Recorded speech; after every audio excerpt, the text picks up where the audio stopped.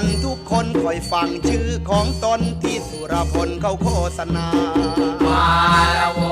ยมาละวามาละโวยมา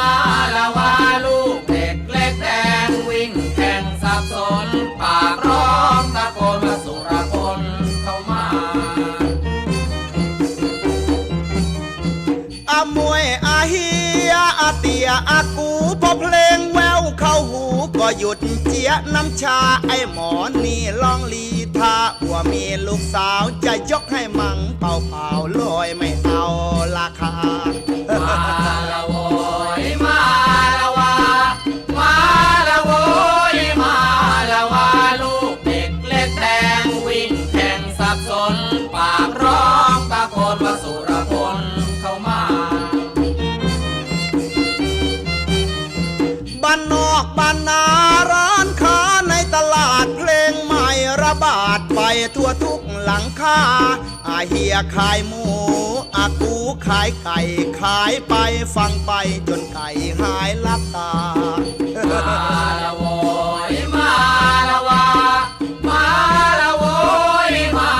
ละวาลูกเด็กเล็กแดงวิ่งแข่งสับสนปากร้องตะโกนว่าสุรพลเข้ามา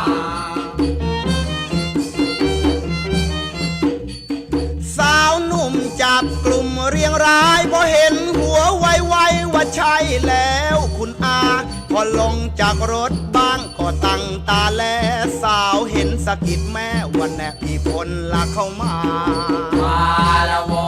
ยมาละวามาละโวยมาละวาลูกเด็กเล็กแดงวิ่งแข่งสับสนปากร้องตะโกนว่าสุรพลเข้ามา